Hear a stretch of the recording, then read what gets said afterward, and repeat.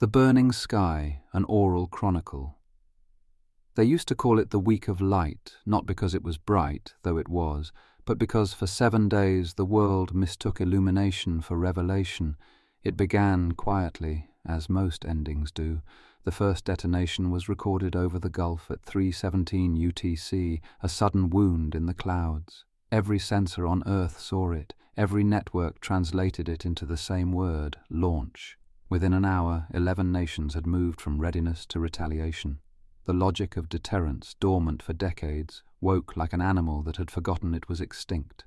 The first exchanges were surgical. That was the word used by the analysts who survived long enough to regret it. Israel struck first, desperate and deliberate, erasing what it perceived as encirclement. Tehran, Basra, Khartoum, Sana'a, half of Riyadh. The strikes triggered return fire, uncoordinated, panicked, fragmentary. Cities that had been names on pilgrim maps became shadows on heat-scored glass. By the second day, satellites failed. Plumes of dust and magnetized ions wrapped the equator, turning daylight into a copper haze. China, already in motion against its coastal rivals, took advantage of the blackout. No one knows how many warheads truly detonated, only that the night sky over the Pacific turned violet, and the waves rose black with radioactive plankton. Airlines that hadn't been grounded became coffins in motion.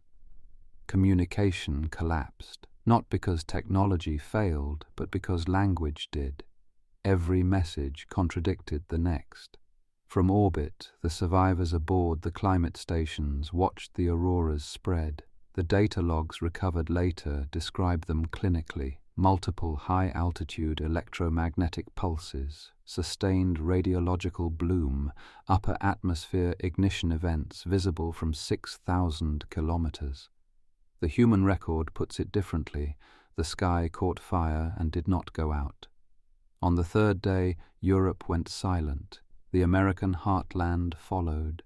Grid failures, insurgencies, the long civil unraveling already underway, reaching critical mass.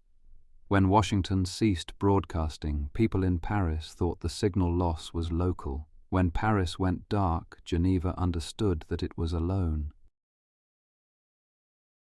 Thank you for listening. To explore further records of the Equilibrium protocol, visit equilibrium.institute. There, the interactive console will grant access to additional archives, documents, and recovered transmissions. Every entry brings you closer to understanding the continuum and what remains of us.